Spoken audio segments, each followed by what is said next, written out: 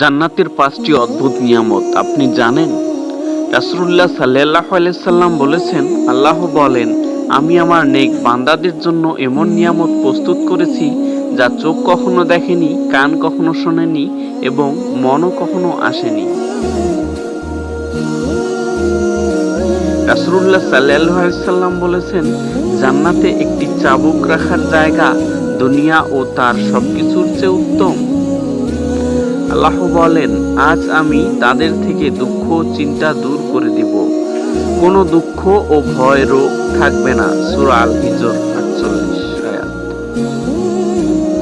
রাসূলুল্লাহ সাল্লাল্লাহু আলাইহি সাল্লাম বলেছেন, জান্নাতে একটি বাজার থাকবে যেখানে জান্নাতীরা প্রতি শুক্রবার আসবে।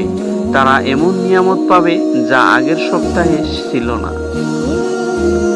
নিয়মিত ইসলামিক ভিডিও পেতে সাবস্ক্রাইব করুন।